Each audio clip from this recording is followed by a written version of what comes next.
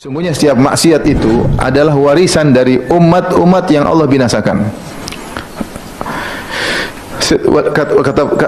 Kata pepatah walikulli qaumin warith. Setiap kaum ada warisannya. Setiap kaum itu ada warisannya. Semua kerusakan yang ada sekarang ada sebelumnya kaum yang mendahulunya. Dan semua kebaikan yang terjadi sekarang ada juga pendahulunya yang baik-baik. Seperti para nabi, para rasul, mereka mewariskan ilmu yang bermanfaat. Kata Nabi sallallahu alaihi wasallam, al-anbiya al-ulama warathatul anbiya. Sungguhnya para ulama adalah pewaris para nabi. Wal anbiya lam yuwarrithu dinaran wala dirhaman wa innama warathul ilma. Para nabi itu tidak mewariskan dinar dan dirham, tetapi para nabi itu mewariskan ilmu. Faman akhadhahu faqad akhadha bihadhin wafir. Siapa yang mengambil ilmu agama, sungguh dia telah mengambil warisan para nabi dengan pengambilan yang banyak. Dia mengambil bagian besar dari warisan para nabi. Maka sebagaimana para nabi mewariskan ilmu dan amal soleh, siapa yang berilmu dan amal soleh, dia telah mengambil warisan para nabi. Para nabi tidak pernah meninggalkan dinar dan dirham. Semua yang mereka tinggalkan ma taraknahu sadaqah, akan menjadi sedekah. Tapi yang tetap terus mengalir adalah ilmu dan amal. Maka seorang kalau menuntut ilmu dan mengamalkannya, maka dia telah mengambil warisan para nabi. Ternyata umat-umat yang binasa seperti umat misalnya Nabi Hud, Nabi Saleh, Nabi Lut, Nabi Musa, Nabi Nuh, ini juga mereka punya warisan-warisan, maksiat-maksiat yang mereka tinggalkan yang kemudian ditiru oleh para pewarisnya. Jadi masing-masing punya warisan, tinggal kita mengambil warisan siapa. Mengambil warisan para nabi ya ilmu dan ketaatan. Mengambil warisan umat-umat yang dibinasakan, silakan bermaksiat, silakan bermaksiat. Apa kata Ibnu Qayyim rahimahullah ta'ala, falutiyah mirathun an qaumi Lut. Maka maksiat homoseksual adalah warisan dari kaum Lut. Kaum Lut ini yang pertama kali melakukan homoseksual ya. Atatuna al-fahishata ma sabaqakum biha min ahadin minal alamin. Innakum latatuna ar-rijala syahwatan min dunin nisa. Kata Nabi Lut alaihi salam menasihati mereka, apa kalian melakukan perbuatan keji, perbuatan buruk, yaitu melakukan homoseksual yang tidak pernah dilakukan oleh umat-umat sebelum kalian. Sungguhnya kalian mendatangi para lelaki, lelaki mendatangi para lelaki, ya, sementara wanita kalian tinggalkan. Ini yang mempelopori maksiat inilah kaum Nabi Lut. Kemudian diwariskan kepada umat-umat setelahnya. Maka siapa yang terjerumus dalam dosa ini, dosa homoseksual ya, maka dia sungguhnya telah mengambil warisan dari kaum Nabi Lut yang Allah binasakan dengan penuh kehinaan, yang Allah angkat, kemudian dibalik, dijatuhkan, kemudian ditimpa dengan hujan batu ya. Kemudian mereka masuk dalam bumi, kemudian disiram malam barzah sampai selamanya hari kiamat. Baik, yang berikutnya misalnya wa akhdhul haqqi bizzaid wa daf'uhu bin naqis mirathun an qaumi Syuaib. Kalau ada orang yang mengambil haknya berlebihan, haknya mungkin 100 diambil 120, atau dia memberikan hak orang lain dengan kurang, hak orang lain 100 dia kasih 80. Dia mengambil haknya berlebihan dan dia mengurangi hak orang lain, maka ini warisan dari kaum Nabi Syuaib. Kaum Nabi Syuaib yang mengurangi timbangan dan takaran. Mereka gara-gara mengurangi timbangan dan takaran, mereka dibinasakan oleh Allah Subhanahu wa taala. Lihatlah sebagian orang seperti itu. Entah jual gas, entah jual bensin, entah jual solar, entah jual beras, dikurangi takaran, timbangan atau literan, dikurangi. Tidak banyak-banyak, sedikit. Kalau banyak mungkin ketahuan, tapi dia mengurangi sedikit. Padahal Allah mengatakan wailul lil mutaffifin, celaka bagi orang yang mengurangi takaran sedikit. Tatfif itu sedikit. Tatfif sedikit, ya. Ini dia jual dengan dikurangi. Ini warisan dari mana? Warisan dari kaum Nabi Syuaib, ya. Ini sangat berbahaya ya. Berapa banyak orang yang mereka zalimi, berapa banyak orang yang zalimi. Jual gas tulisannya sekian kilo, kenyataannya kurang. Taruhlah 4 kilo, saya enggak berapa, saya enggak pernah beli gas kecil-kecil gitu ya. Taruh beli gas ya. 4 kilo misalnya, isinya cuma 3,5 misalnya ya. Membohongi masyarakat. Ya. Membohongi masyarakat. Mau untung berapa sih? Untung juga buat apa? Buat makan, mau beli mobil terus sudah.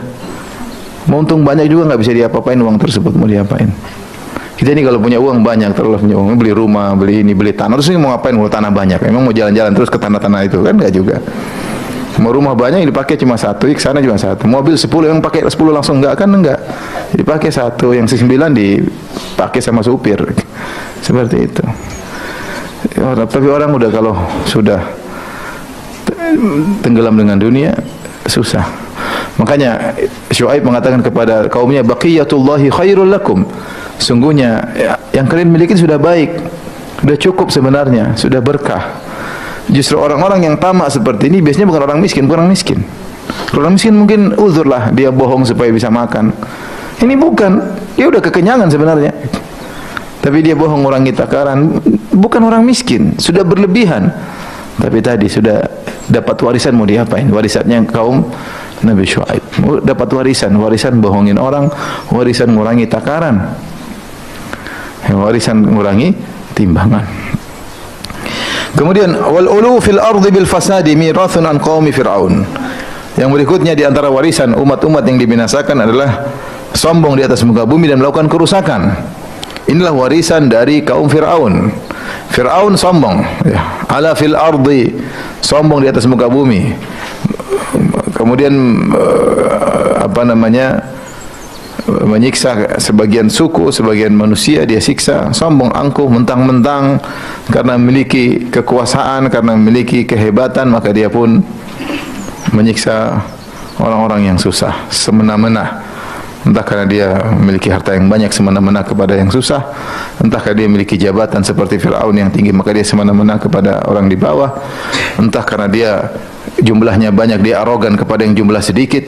Itu banyak sekarang. Itu semua warisan dari kaum Fir'aun. Mentang-mentang dia yang orang banyak maka dia tinggal ngusir sana ngusir sini, mentang-mentang dia pikir tidak ada balasannya di alam barzah. Dia pikir Allah tidak balas di dunia nanti sebelum matinya. Dia pikir tidak dibalas di akhirat. Mentang-mentang arogan. Itu banyak. Mentang-mentang anak pejabat lah, mentang-mentang organisasinya besar lah, mentang-mentang waliyadzubillah. Ini semua warisan dari siapa? Kaum Fir'aun. Ya. Sombong dan angkuh. Sombong dengan jabatannya, sombong dengan sukunya, sombong dengan nasabnya, sombong dengan organisasinya, sombong dengan jabatannya. Mau sampai kapan sombong? Ada waktunya kesombongan semua tersebut harus ditinggalkan. Kemudian ada tinggal hisab. Tinggal hisab. Sama ya, kesombongan tersebut juga adalah warisan dari kaum Hud. Wa takabburu wa tajabburu mirathun an qaumi Hud. Sungguhnya kesombongan, keangkuhan adalah warisan dari kaum Hud. Kaum Hud yang diberi kelebihan oleh Allah berupa kekuatan yang hebat dengan tubuh yang besar. Ya, Allah menyebutkan wazadahum fil khalqi bastah. Ya, wazadakum fil khalqi bastah. Allah tambah tubuh yang hebat kepada kaum Hud. Saking hebatnya tubuh mereka, mereka merasa mereka yang paling kuat dan mereka sombong. Kata Allah Subhanahu wa taala, wa amma 'adun fastakbaru fil ardi bighairil haqqi wa qalu man ashaddu minna quwwah. Adapun kaum 'Ad yaitu kaumnya Nabi Hud alaihissalam, maka mereka sombong di atas muka bumi tanpa hak untuk sombong. Wa qalu man ashaddu minna quwwah, kata mereka siapa yang lebih kuat daripada kami. Saking mereka mentang-mentang badannya besar, kuat. Allah binasakan dengan angin yang membasmi mereka, membunuh mereka. Bukan besi, bukan api, bukan batu. Allah kirim angin, udara, menghabisi mereka yang sombong dengan tubuh yang kuat tersebut. Maka kesombongan, keangkuhan ini adalah warisan dari kaum Nabi Hud, yaitu kaum 'Ad. Maka ibu-ibu yang dirahmati oleh Subhanahu wa taala, jangan sombong-sombong ya. Jangan mentang-mentang. Ada yang mentang-mentang karena cantik atau merasa cantik padahal tidak cantik, padahal biasa-biasa aja. Ya, dia mungkin di kampung cantik, kalau di Jawa, di Jakarta biasa-biasa aja. Ya. Ada yang mungkin mentang-mentang gara-gara mungkin punya mobil, baru beli mobil baru, cuma berapa 500 juta. Di Jakarta banyak orang mobilnya miliaran. Cuma karena di kampung dia sombong. Biasa. Ya, harus naik mobilnya begini. Kalau naik sepeda memang harus tawadhu, naik sepeda itu mobil. Baru beli tas baru harganya 30 juta sudah sombong ke sana ke sini. Di sana di Jakarta orang punya tas sampai miliaran. Lebih bodoh lagi daripada ibu yang di sini. Beli tas miliar-miliar, goblok. Jadi hati-hati, sombongan itu ya itu warisan dari umat kaum 'Ad yang pernah dibinasakan oleh Allah Subhanahu wa taala. Rasulullah sebutkan ada orang dibinasakan gara-gara sombong dengan bajunya. Bainama rajulun yamshi wa alaihi hullatani. Ada seorang laki berjalan, dia pakai dua baju bawahan sama atasan yang indah. Dan dia sombong dengan bajunya tersebut. Dia sombong ujub dengan bajunya tersebut. Idh khasafa bihillahul ard fahuwa yatajaljalu fiha ila qiyamis sa'a atau kama qala Nabi sallallahu alaihi wasallam. Ketika dia tengah-tengah sombong, tiba-tiba Allah benamkan dia dalam bumi, kemudian dia digoncang oleh Allah sampai hari kiamat. Ini ada orang dibinasakan gara-gara sombong, gara-gara baju. Jadi sombong, sebab sombong itu banyak ibu-ibu. Karena cantik sombong, karena bajunya mahal juga apa? Sombong, karena mobilnya bagus juga apa? Sombong, karena suaminya ganteng juga apa? Sombong, tapi nggak ada di sini yang sombong gara-gara itu. Sombong karena banyak orang sombong gara-gara punya jabatan. Saya sudah sampaikan Nabi Yusuf alaihissalam. Nabi Yusuf alaihissalam ketika di penjara, orang-orang penjara mengatakan inna naraka minal muhsinin. Sungguhnya engkau itu termasuk orang yang baik ketika di penjara. Terus tiba-tiba dia jadi penguasa. Jadi menteri keuangan negeri Mesir. Semua keputusan pengeluaran keuangan, kemasukan, keluar semua yang ditentukan. Orang-orang juga mengatakan inna naraka minal muhsinin.